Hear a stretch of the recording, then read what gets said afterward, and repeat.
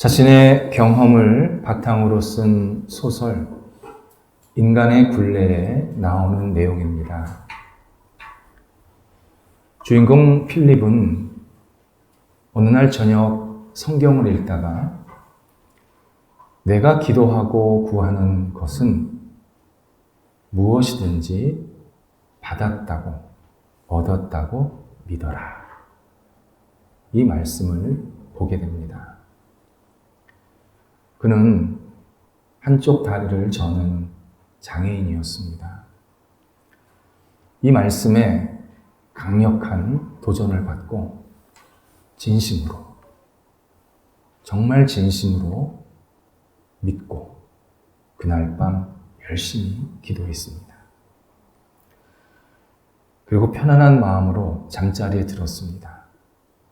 내일 아이들과 함께 운동장에서 뛰어놀 생각하니까 너무 기뻤습니다. 다음날 아침,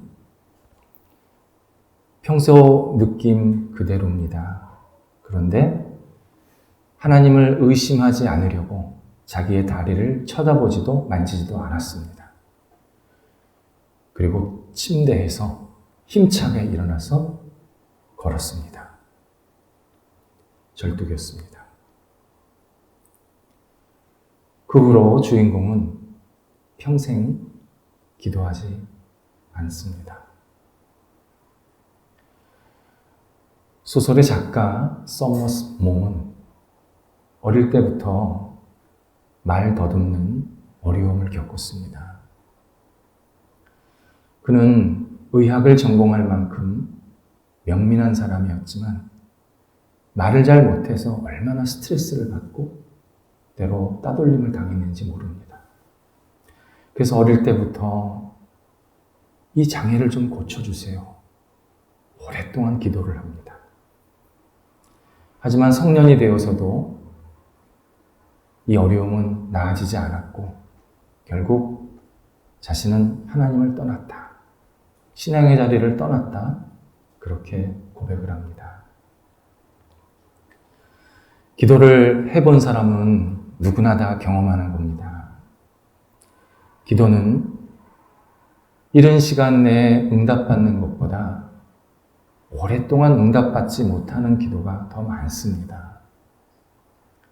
좋은 의도로 하나님의 기쁨이 되고자 정말 열심히 기도하는데 어려운 현실은 더 자주 나한테 들이닥치고 기도 응답은 점점 멀어져가는 느낌을 자주 받게 됩니다.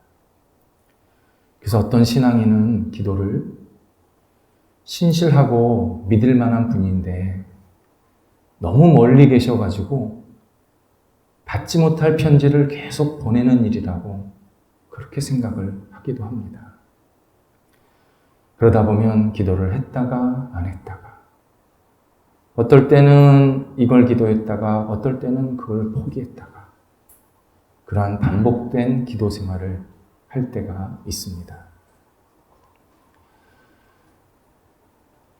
오랜 기도 응답을 받지 못하는 기도 중 하나가 영혼을 위한 구원의 기도입니다.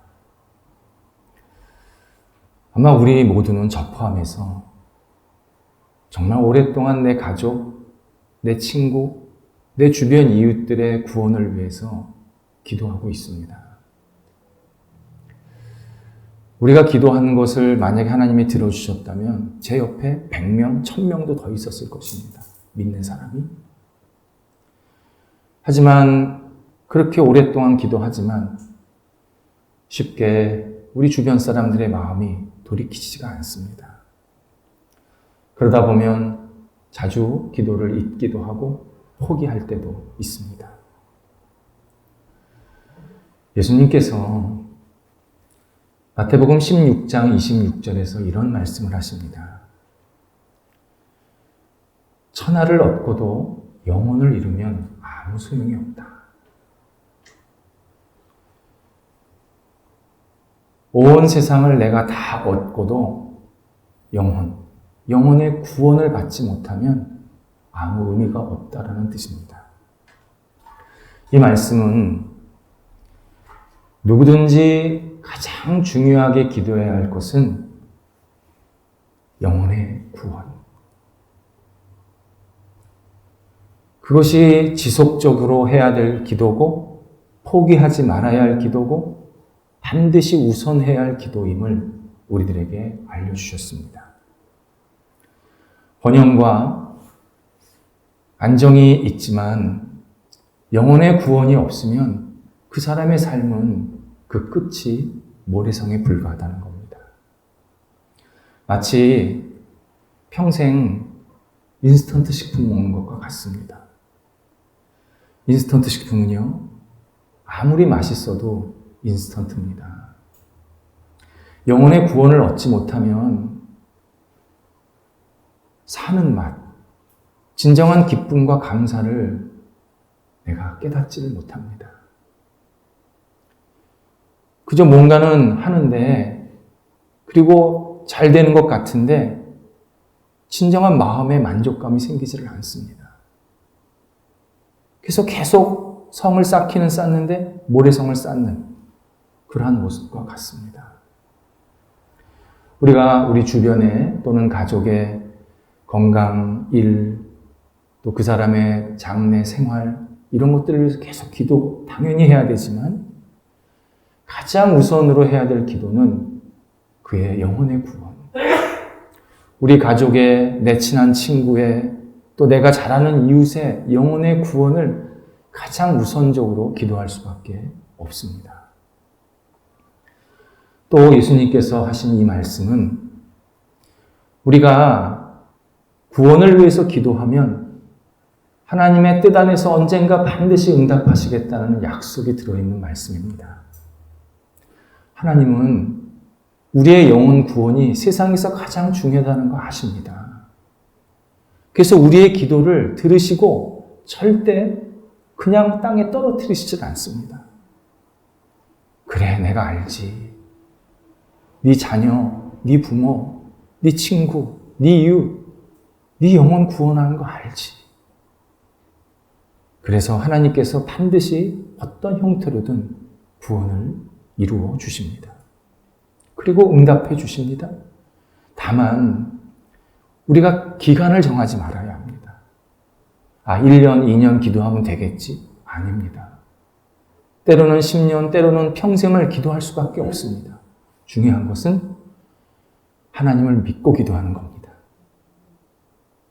하나님을 믿고 내 주변 사람의 영혼 구원을 위해서 기도하면 어떤 형태로든 하나님께서 그에게 역사하십니다. 기독교 보육원을 최초로 설립한 조지 뮬러는 일평생 5만 번 이상의 기도 응답을 받고 살았다고 합니다. 고아원을 운영하다 보니까 너무 형편이 어려울 때가 많았는데 그때마다 기도하면 하나님께서 참 다양한 손길로 여러 가지를 도와주시고 응답을 받게 하셨습니다. 그런데 그의 기도 공책, 기도 노트에 보면 기도 응답받은 것보다 기도 응답 받지 않은 게 훨씬 많다고 고백을 해놨습니다. 계산해 보면 하루에 두 번 이상씩 기도 응답을 받았는데 그럼에도 불구하고 기도 응답 받지 못한 게 훨씬 많다는 겁니다. 그만큼 더 많이 기도했다는 겁니다. 그 중에 하나가 자기 어릴 적 친한 친구 2명을 위해서 60년 넘게 구원 기도를 했습니다. 하지만 그들이 전혀 반응이 없었습니다. 그런데 그 중에 한 친구는 조지 뮬러가 세상을 떠나기 바로 직전에 다른 곳에서 예수님을 믿고 신앙인이 되어서 뮬러의 장례식장에 참석하게 됩니다. 뮬러는 모르는 겁니다. 그 중에 또 한 친구는 뮬러가 세상을 떠난 지 1년 있다가 아주 중요한 체험을 하면서 남은 인생을 신실한 그리스도인으로 살게 됩니다. 참 놀랍습니다. 뮬러가 이것을 마치 예견한 듯이 공책에 이렇게 써놨습니다. 우리가 기도하는 것이 하나님의 영광을 위한 것이 분명하다면 끝까지 기도해야 한다. 우리 후배들에게 기도의 응답을 많이 받은 선배가 그렇게 권면해주고 있습니다. 바울은 사람을 제일 먼저 볼 때 이 사람이 구원을 받았나? 이 사람이 예수를 믿었나? 이게 최대의 관심사였습니다. 바울 시대에 먹고 살기 쉽지 않았습니다. 그리고 로마가 전부 휘잡고 있었기 때문에 다 종살이하고 있던 환경입니다. 그때 바울의 최우선 관심이 이 사람이 잘 먹고 있나? 이 사람이 잘 사나? 이게 아니었습니다. 이 사람이 예수를 믿나? 이 사람이 구원을 받았나? 그게 늘 최우선 관심사였습니다. 유대인을 대할 때도 그랬고 이방인을 대할 때도 그랬습니다. 그래서 로마서 9장 1절에 의하면 자기는 유대인의 구원만 생각하면 너무 염려가 되고 마음에 고통이 있다. 유대인이 예수님을 믿어야 되는데 믿지 않아서 정말 내 마음을 얼마나 아프게 하는지 모른다. 이런 고백을 하고 있습니다. 11장 1절에서는 하나님 앞에 간절히 기도해 보니까 하나님이 유대인을 포기하지 않으셨다. 내가 그걸 깨달았다. 언젠가는 하나님께서 유대인들을 구원해 주실 것이다. 기대감을 표현합니다. 오늘 읽은 10장 1절에서는 나는 유대인의 구원을 위해서 간절히 기도한다. 간절히 기도한다. 그렇게 자신의 고백을 하고 있습니다. 우리가 어떤 사람이 좀 잘 되기를 바라고 또 변화되기를 기대하는 마음으로 물심양면 도와줄 때가 있습니다. 그런데 시간이 지날수록 변하지가 않고 옛날 그대로 사는 모습 보면 참 실망스럽습니다. 그럼 우리는 어떤 생각이 드냐면 나는 할 만큼 했어. 잘못되는 거 이제부터 저 사람 책임이야. 난 더 이상 저 사람한테 해줄 게 없어. 그렇게 손을 놓을 때가 있습니다. 바울이 유대인에게 복음을 전할 때가 그런 상황이었습니다. 바울은 진심으로 유대인을 사랑하면서 복음을 전했습니다. 하지만 유대인들은 바울을 문전박대했고 배신자라고 계속 비난했습니다. 그럼 바울의 입장에서는 그래, 나 그만 전할란다. 너희들 말고도 나 복음 전할 사람들 많아. 하면서 그냥 뒤로 돌아설 수도 있었는데 바울은 그때 이들이야말로 예수님이 필요하구나. 유대인이야말로 구원이 진짜 필요한 사람들이구나. 이것을 깊이 깨닫고 더 적극적으로 유대인들을 위해서 기도하고 복음을 전했다고 그렇게 고백하고 있는 것입니다.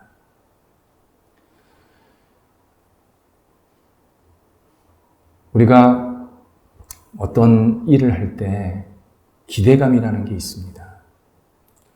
근데 그 기대감이 우리 마음에 충족되지 못하면 마음이 매우 불편합니다. 근데 그 기대감은 사실 우리의 마음이 아니라 하나님의 마음입니다. 하나님께서 우리를 향해서 계속 뭔가를 주시고 변화시키려 하시는 그 마음을 우리한테 주시는 겁니다. 그래서 우리는 늘 사람을 대할 때 그런 예수 그리스도의 마음으로 대할 수밖에 없는 겁니다. 18세기 영국의 복음 확산의 가장 중심지는 북쪽의 뉴캐슬이었습니다. 당시 뉴캐슬은 석탄 광산 지역이었습니다. 그러다 보니까 진폐증 아십니까? 영어 단어 중에 제일 긴 단어가 진폐증입니다. 저도 못 외우겠습니다. 진폐증 걸린 사람이 많아져서요. 회사가 그 사람들을 버리는 겁니다. 그러니까 이 사람들이 거리로 나앉게 되고 각종 중독에 빠졌습니다. 그리고 버림받으니까 이 가정도 깨졌습니다. 그래서 거리에는 고아들로 가득 넘쳐나게 됩니다. 이 당시 뉴캐슬은 황폐한 도시였습니다. 지금이야 우리 강원도 정선, 영월 이런데 탄광 예쁘게 꾸며서 관광지라도 하죠. 이때는 그런 생각도 못했기 때문에 완전히 황폐한 도시였습니다. 이 소식을 존 웨슬리가 런던에서 듣게 됩니다. 그리고 런던을 떠나서 뉴캐슬로 들어갑니다. 도착한 지 1시간이 되지 않았는데요. 불황자들한테 강한 위협을 받고 떠돌아다니는 아이들한테 심한 모욕과 욕설을 듣습니다. 이게 도대체 제정신을 못 차리겠는 겁니다. 그때 웨슬레가 도망가지를 않았습니다. 이들이야말로 하나님이 필요한 사람들이구나. 이들이야말로 구원이 있어야 될 사람이구나. 깊이 깨닫고 적극적으로 복음을 전합니다. 생명의 위협도 많이 받았습니다. 그런데 적극적으로 복음을 전했더니 1년 후부터 뉴캐슬이 변하기 시작하는 겁니다. 그래서 영국 북부가 복음화가 계속 이루어지게 되었습니다. 누구에게는 떠나야 할 곳이, 누구에게는 내가 이 사람들과 함께 있어야 되는구나. 내가 이 사람들을 정말 사랑하는 마음으로 같이 있어야 되는구나. 깨닫게 되는 곳이 됩니다. 누구에게는 만나지 말아야 될 사람이, 누구에게는 이 사람을 내가 정말 예수님의 사랑으로 교제해야겠구나. 그리스도 은혜를 나누어야겠구나. 하나님의 구원을 이 사람에게 전해야겠구나. 이런 간절한 마음을 갖게 됩니다. 마태복음 10장 8절에서 예수님께서 너희가 거저받았으니 거저주라고 말씀하십니다. 한번 생각해 보시기 바랍니다. 내가 지금껏 살아왔을 때 거저받은 게 얼마나 많습니까? 노력도 했고 열심히 살기도 했지만 사실 내가 받은 것, 내가 노력해서 얻은 것보다 거저받은 게 훨씬 많고 대부분입니다. 결국 예수님께서 네가 내 은혜를 받았다고 생각을 하면 그 은혜를 사람들에게 나누어야 된다. 그렇게 말씀하시는 겁니다. 그 은혜 중에 최고의 은혜가 구원입니다. 우리 모두는 하나님의 구원, 하나님의 은혜, 하나님의 선택에 의해서 하나님의 자녀 되게 만드셨습니다. 그렇다면 이 하나님의 은혜, 이 하나님의 선택을 우리 주변 사람들에게 나누고 전하는 것은 당연한 일입니다. 그것을 통해서 계속 우리 주변 사람들이 예수 그리스도를 믿게 된다면, 한 사람도 믿게 된다면 그분의 인생은 정말 하나님께서 큰 복으로 함께 하신 인생이 되는 겁니다. 그래서 바울이 1절에서 간절히 기도한다고 표현한 겁니다. 간절히 목숨 걸고입니다. 최우선으로 기도했던 게 영혼 구원을 위해서 기도했다는 겁니다. 그런데 우리가 하나님의 은혜로 또 하나님의 선택으로 구원을 받는다라는 사실을 잘못 이해하면 조금 잘못된 구원 기도를 하게 됩니다. 먼저 하나님의 은혜가 이 사람에게 없는 것 같아요. 어떻게 제가 이 사람을 구원을 시킬 수 있어요? 제가 아무리 얘기해도 이 사람은 하나님의 은혜를 받지를 못했다고 얘기합니다. 그렇게 생각하면서 구원받지 못한 사람의 형편을 마음 아파하지 않을 수 있습니다. 그냥 되면 그냥 당신 구원 못 받았지 뭐. 하나님 은혜가 없어서 그래. 그렇게 그냥 쉽게 생각할 수가 있습니다. 또 하나는 하나님의 은혜로도 이 사람이 변할 수 없다. 이 사람은 너무 고집이 셉니다. 이 사람은 너무 자기 주장이 강합니다. 너무 강합니다. 그러면 하나님의 은혜도 이 사람은 못 바꿉니다. 이렇게 예단을 하면 기도를 열심히 안 하게 됩니다. 하나님, 이 사람 그냥 예수님 믿었으면 좋겠습니다. 이 사람이 생각 잘해서 예수님 잘 받아들였으면 좋겠습니다. 이렇게 기도합니다. 근데 이것은 옳은 기도 모습이 아닙니다. 바울이 온 몸으로 기도했다는 거 아닙니까? 하나님의 은혜는요, 모든 사람을 바꿉니다. 하나님의 은혜가 나한테 왔고 내가 그것을 깨닫고 받아들이면 어떤 사람도 제자리에 멈춰 있지 않게 합니다.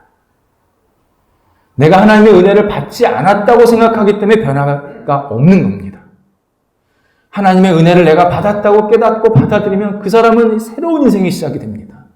그래서 우리는 간절하게 온 마음을 다해서 하나님, 이 사람이 하나님의 은혜를 깨닫게 해주세요. 하나님의 은혜를 받아들이게 해주세요. 하나님의 은혜 속에서 거하게 해주세요. 간절하게 기도해야 합니다. 하나님께서 우리의 기도를 들어 응답해 주십니다. 그러면서 바울이 왜 유대인들이 구원에 이르지 못할까? 왜 구원을 받지 못할까를 2절에서 설명합니다. 이것은 우리 주변 사람들 구원받지 못하는 이유이기도 합니다. 하나님께 열심은 있으나 올바른 지식이 없다 말합니다. 굉장히 중요한 내용입니다. 요 하나님이라는 말 대신에 내 삶, 자기 일, 자기 취미, 사람 이런 말을 그대로 집어넣어서 읽어도 무방합니다. 사람들은요, 굉장히 열심히 삽니다. 자기 일에 열심입니다. 자기 취미에 열심입니다. 사람 만나는 게 열심입니다. 자기 인생에 굉장히 최선을 다한다고 생각합니다. 그래서 우리 시대의 사람들은 열심히 사는 사람을 칭송하는 경향이 있습니다. 어쨌든 열심히 살면, 그래서 돈을 많이 벌면, 열심히 살아서 성공을 하면, 열심히 살아서 어떤 자리를 차지하면, 열심히 사람들을 만나고 다니면, 저 사람 참 잘 살고 있어. 훌륭한 삶이야. 저 사람 참 적극적이고 열정이 있어. 이렇게 칭찬하고 높이는 경향이 있습니다. 하지만 성경에 의하면 예수님 없이 열심히 사는 것은 길 잃은 인생입니다. 마치 슈퍼카를 타고 최고 속력을 달리고 막 끝까지 돌진했는데 마지막에 낭떠러지가 나온 겁니다. 돌아갈 수가 없습니다. 예수님 없이 열심히 살면 마지막 끝에 불행이 옵니다. 험과 옵니다. 그래서 성경은 열심히 사는 게 중요한 게 아니라 제대로 된 방향으로 가야 된다라고 계속 강조하시는 겁니다. 그 제대로 된 방향을 바울이 올바른 지식이 있어야 된다라고 표현하는 겁니다. 올바른 지식이란 세상적인 지적 능력이 아닙니다. 구원으로 가는 지혜입니다. 곧 예수 그리스도를 알고 믿고 그분을 따라가는 방향으로 살아야 그게 진짜 잘 산다는 겁니다. 예수님 안에서 살아가야, 예수님을 바라보면서 살아가야, 예수님을 믿으면서 살아가야 그 안에서 계속 뭔가가 이루어진다는 겁니다. 의미 있는 것들이.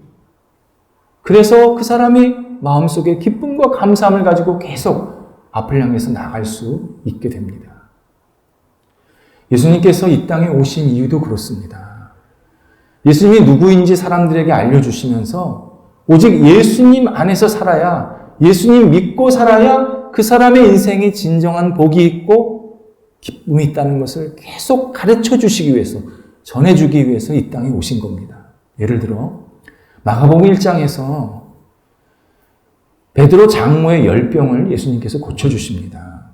그랬더니 동네 아픈 사람들이 순식간에 모여들었습니다. 예수님 한 사람 한 사람 다 고쳐주십니다. 그리고 저녁이 됐습니다. 예수님 잠자리 드셨고 아침 일찍 한적한 곳에 가서 기도하십니다. 이때 제자들이 예수님을 그 아침 일찍 찾아옵니다. 그러더니 하는 말이, 주님, 어제보다 더 많은 사람이 주님을 찾나이다. 이렇게 전하는 겁니다. 이런 뜻입니다. 주님, 대박입니다. 어제 사람 고치신 거 대성공입니다. 지금 수많은 사람들이 주님을 추앙하려고 기다리고 있습니다. 빨리 가시죠. 이때 예수님께서 뭐라 그러시냐면 베드로의 마을로 들어가시는 게 아니라 다른 마을로 가자. 내가 그곳에서 전도하리니 이를 위하여 내가 왔노라. 예수님은 당신이 세상의 구원자고 당신을 믿고 의지하고 살아야 진정한 삶이 시작이 된다는 것을 전해주기 위해서 이 땅에 오셨다는 겁니다. 그걸 잘 전하시기 위해서 치유도 하시고 기적도 일으키신 겁니다. 그게 다 도구였습니다. 예수님이 우리한테 하시고 싶은 얘기는 내 안에 거해야 된다. 내 안에 거해야 된다. 무조건 열심히 사는 게 중요한 게 아니다. 무조건 높은 자리에 올라가는 게 중요한 게 아니다. 무조건 많이 갖는 게 중요한 게 아니다. 내 안에 거해야 된다. 나를 바라봐야 된다. 나를 믿고 의지해야 한다. 그 길이 진리의 길이고 그 길이 사는 길이다. 우리에게 계속 말씀하시기 위해서 이 땅에 오신 겁니다. 바울이 인간적인 열심 있는 결과 그리고 예수님 안에서 살아온 결과를 설명하기 위해서 3절에서 두 가지 의를 설명하고 있습니다. 인간의 의와 하나님의 의입니다. 인간의 의는 이 땅에서 도덕적이고 선한 일을 열심히 하면 생기는 사회적 성품입니다. 누구든지요, 하여튼 무슨 일이든지 열심히 하면 그의 의를 인정받습니다. 도둑질도 열심히 하면요, 인정받습니다. 그 진짜 실화가 있었습니다. 미국에서 그 유명한 도둑 있지 않습니까? 영화로도 나왔습니다. 캐치 미 유 캔이라고. 나 잡아봐라. 그런 영화. 아주 그 위조, 잘하는 사람인데 나중에 그 사람 인정받아서 FBI 들어간 거 아닙니까? 그 사기범 다 잡아낸 거 아닙니까? 그러니까 세상에서는요, 뭐 열심히 살면 의를 인정받습니다. 그리고 그 의를 가지고 사람들과 어느 정도 화평을 누릴 수가 있습니다. 그런데 인간의 의는 철저히 자기 중심으로 움직입니다. 자기에게 유익이 되는 대로, 자기에게 이익이 되는 대로 계속 움직입니다. 그래서 인간의 의는 하나님을 만날 수가 없습니다. 내 쪽으로 자꾸 의가 오니까. 방향이 내 방향이니까 하나님께는 계속 멀어지는 겁니다. 하나님의 구원을 얻을 수가 없습니다. 반면 하나님의 의는 우리가 구원을 얻는 가장 중요한 근거입니다. 하나님은 의로움 자체이십니다. 우리가 하나님을 만나고 하나님을 안에 거하고 하나님과 영생을 누리려면 의가 있어야 합니다. 근데 이 의는 성취 불가능합니다. 하나님의 의를 우리한테 나눠주셔야 합니다. 주셔야 우리가 그 의를 받고 하나님과 만날 수가 있는 겁니다. 예수 그리스도를 믿을 때 하나님께서는 그 의를 주시겠다고, 너는 나한테 의인이라고 분명하게 약속을 해 주셨습니다. 문제는 많은 사람들이 인간의 의는 그렇게 가지려고 노력을 하는데 하나님의 의는 나한테 필요 없어. 그게 뭐야? 난 그거 없어도 돼. 라고 자꾸 거부하고 거절을 합니다. 이것은 마치 내 안에 큰 암덩어리가 있는데요, 얼굴만 화장하려고 하는 것과 똑같습니다. 얼굴 화장은 뽀얗죠. 그럼 내가 안 아픈 겁니까? 병이 없는 겁니까? 아닙니다. 내 안에 암덩어리가 있으면 이것을 치유할 수 있는 치료자한테 가서 깨끗이 치료를 받아야 합니다. 인간의 의는 자기의 부끄러운 거, 자기 잘못된 거, 영혼이 망가진 거, 영혼이 횡패화된 거, 이걸 자꾸 분장하려고 하는 겁니다. 자기 의를 막 드러내면서 나는 아무 문제 없습니다. 나 괜찮습니다. 자꾸 자기를 포장하려는 겁니다. 화장하는 겁니다. 그렇게 화장하면 할수록 속은 더 썩습니다. 영혼은 더 망가집니다. 인간에 의해 만족하면요, 다른 사람과 비교하면서 우월의식을 갖습니다. 당신은 30와트, 나는 100와트짜리 인생입니다. 당신보다 내가 훨씬 더 밝습니다. 더 더 잘 살고 있습니다. 이렇게 다른 사람과 비교하면서 자기를 자꾸 높이려고 합니다. 그런데 정작 하나님의 의 앞에는 안 나옵니다. 왜요? 하나님의 의는 태양이거든요. 태양 앞에서 30와트, 60와트, 100와트는 전구입니다. 그거 100개 틀어놨자 아무 소용도 없습니다. 하나님의 의의 앞에 나서면 자기 부끄러운 게 보이거든요. 자기가 잘못된 게 막 보이거든요. 그래서 하나님의 의를 안 받아들입니다. 자꾸 거부합니다. 나 하나님 의 필요 없습니다. 난 내 의는 충분합니다. 자꾸 스스로를 자꾸 감추려고 합니다. 그래서 예수님 시대에 바리새인들이 예수님을 그렇게 핍박한 겁니다. 예수님이 오시기 전에는 자기들이 의인이었습니다. 굉장히 잘 살고 있었던 사람이었습니다. 근데 예수님 말씀을 들어보면 예수님 앞에 서면 너무 부족한 게 보이는 겁니다. 위선적인 자기들의 모습이 보이는 겁니다. 형편없는 자기 모습들이 보이는 겁니다. 그 결과 예수님을 죽이려고 합니다. 예수님을 막 핍박합니다. 자기 위에 만족하면요, 하나님의 말씀도 왜곡합니다. 하나님께서 안식일을 기억하여 거룩하게 지켜라, 그렇게 말씀하셨습니다. 그러면 우리는 하나님을 인정하고 경외하는 마음으로 안식일을 정성껏, 성심껏 지키면 됩니다. 근데 자기의에 빠진 사람은요, 이런 말씀을 들으면 내가 화려하게 잘 지키지? 내가 어떻게 나를 드러내면서 잘 지키지? 이런 생각을 합니다. 그래서 안식일을 어떻게 하면 더 잘 지킬까를 막 규정을 만듭니다. 안식일을 거룩하게 지켜라는 한 문장입니다. 근데 이걸 해석하고 규례를 만든 건 책 한 권입니다. 그러다 보니까 안식일에는 몇 걸음 가면 되고 몇 걸음은 안 되고, 뭐는 들면 되고 뭐는 안 되고, 뭘 먹으면 되고 뭘 먹으면 안 되고, 이런 전혀 구원에 관계도 없는 사족들이 막 붙여지는 겁니다. 예수님께서 이런 규례집을 다 집어치우시고 하나님과 이웃을 사랑해라, 그게 율법을 다 지키는 거다, 이렇게 요약해 주셨습니다. 예수님께서 이렇게 당당하게 명확하게 말씀하실 수 있었던 이유는 4절에 예수님이 율법의 마침이었기 때문입니다. 율법의 마침, 율법을 완성하셨다는 겁니다. 율법을 완성하셨다는 것은 우리를 구원하시기 위해서 모든 일을 다 이루셨다는 겁니다.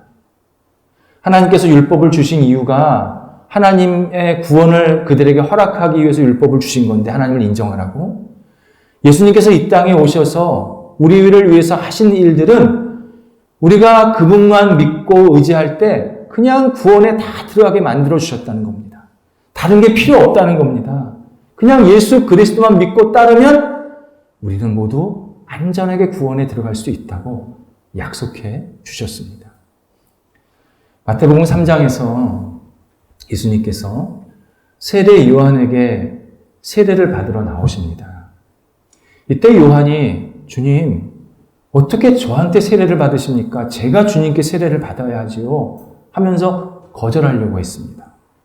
이때 예수님께서 세례 요한에게 이를 행하라, 이와 같이 행하여 모든 의를 이루는 것이 합당하니라, 이렇게 말씀하셨습니다. 그리고 나서 세례를 받고 나니 하늘에서 이는 내 사랑하는 아들이요 내 기뻐하는 자라 라는 하나님의 음성을 듣게 됩니다. 이런 의미입니다. 세례는 우리가 예수님을 믿고 죄의 용서함을 받고 예수님과 하나 된다는 의미입니다. 그게 우리가 세례 받는 의미입니다. 그런데 예수님께서 먼저 세례를 받으셨습니다. 이게 굉장히 중요한 사실입니다. 우리가 세례를 받고 예수님과 하나 되어서 구원을 받는 건데, 예수님이 먼저 세례를 받으셨습니다. 우리와 예수님과의 사이는 거대한 죄의 산이 있습니다. 넘을 수가 없습니다. 그런데 예수님께서 터널을 뚫으신 겁니다. 먼저 저쪽에서. 그리고 내 쪽에 문까지 만들어 놓으셨습니다. 우리가 똑똑 두들기면 예수님이 내가 누군지도 안 보십니다. 그냥 문 열고 와락 안아주십니다. 그러면 하나님께서는 너 잘 왔다. 너 내 사랑하는 자녀고 너 내가 기뻐하는 사람이다. 우리에게 말씀해 주신다는 겁니다. 이게 예수님께서 먼저 세례 받으신 뜻입니다. 먼저 세례를 받으시고 우리를 기다리시는 겁니다. 너 나한테 와. 문만 두들겨. 내가 받아줄게. 내가 받아줄게. 하나님도 하늘에서 너무 기뻐하시면서 야, 너는 내 자녀고 내가 너 너무 기뻐한다. 말씀해 주시겠다고 약속하십니다. 이것이 예수님께서 모든 의를 이루시겠다는 약속을 우리한테 하신 내용입니다. 우리는 오직 예수 그리스도만 믿고 의지하면 길 잃지 않습니다. 세상에서 참 길 잃을 시간들이 많습니다. 그런 상황들이 많습니다. 어떤 실패를 하면, 시련을 당하면, 마음의 상처를 받으면, 여러 가지 어려움을 당하면 길을 잃습니다. 그때 예수 그리스도를 다시 붙잡고 의지해야 합니다. 그 길에 진리가 있고 구원이 있고 생명이 있습니다. 우리가 물건을 사용할 때 제일 먼저 확인하는 게 불량률입니다. 아무리 디자인이 좋고 기능이 좋아도요, 불량품은 우리 사용 안 합니다. 요즘에 마스크가 일상화됐는데요. 마스크 참 많이 나오더라고요. 예쁜 것도 많이 나오고 색깔도 다양하고. 근데 어느 마스크는요, 쓰면 끈이 툭 떨어져요. 그 앞이 좀 찢어져요. 그런 마스크는 딱 한 번만 쓰는 겁니다. 두 번 다시 그거 안 찾아요. 세상에서 제일 불량률이 높은 존재가 인간입니다. 인간은 태어날 때부터 100% 불량입니다. 그래서 사람이 태어나면요, 절대 하나님 먼저 찾지 않습니다. 하나님 먼저 믿지 않습니다. 시간 지나서 나이 먹어서 완전 하나님 떠납니다. 하나님 모르는 척합니다. 하나님이랑 나랑 관계없는 존재라고 생각합니다. 그래서 하나님이 우리를 가까이 하실 수가 없는 겁니다. 구원하실 수가 없는 겁니다. 그런데 인간은요, 하나님의 마음만 아프게 하는 게 아닙니다. 인간의 마음을 아프게 하는 사람이 인간입니다. 말도 안 되는 행동을 하고 말도 안 되는 상처를 주면서 상대방에게 큰 시련과 고통을 주는 존재가 인간입니다. 인간이 모인 단체는 또 다른 인간의 단체에게, 또 다른 국가에게, 또 다른 공동체에게 계속 위협을 가합니다. 세상을 엉망으로 만들고 잘못되게 만드는 것은 맹수나 기계가 아닙니다. 인간입니다. 문제는 인간을 고칠 방법이 없습니다. 돈으로 못 고칩니다. 지식으로 못 고칩니다. 딱 한 분만 고칠 수 있습니다. 예수 그리스도입니다. 예수 그리스도가 우리 영혼을 만지실 때 우리는 회복되고 치유되어서 다시 하나님의 자녀로 살아갈 수 있도록 새로운 존재로 거듭나게 만들어주십니다. 그래서 우리는 예수 안에 있을 때 소망이 있는 사람들입니다. 예수님을 떠나면 그때서부터는 길은 계속 엉뚱한 길로 계속 가게 됩니다. 어떤 순간에도, 어떤 형편에도 예수 안에 거할 때, 예수님을 믿고 의지할 때 주님께서 그 길 끝에 우리에게 구원을 허락해 주십니다. 믿음의 주여, 온전케 하시는 예수를 바라보자. 믿음의 주여, 온전케 하시는 예수를 바라보자. 이 말씀을 우리가 평생 붙잡고 살아야 합니다. 예수 안에 생명이 있습니다. 기도하겠습니다. 하나님, 오직 예수님만 바라보고 의지하며 살기를 원합니다. 기르는 인생처럼 잘못된 길로 계속 허망하게 다니지 않기를 간절히 원합니다. 주님 안에서 진정한 기쁨과 감사를 누리게 하시고 주께서 허락하시는 구원의 감격 그리고 하나님 앞에 영광과 찬송을 들려드릴 수 있는 저희의 삶이 되게 하여 주시옵소서. 주님과 날마다 동행하며 기쁨의 찬송가로 영광 돌리는 저희 모두가 되도록 인도하여 주시옵소서. 예수님 안에서 평생 살게 하여 주셔서 어떤 형편 어떤 상황에서든 하나님 놓치지 않게 하시고 주님과 함께 동행하며 우리 주변 사람들에게 그리스도의 사랑을 함께 나누는 복된 사람들이 될 수 있도록 저희들을 인도하여 주옵소서. 예수님의 이름으로 기도드립니다. 아멘.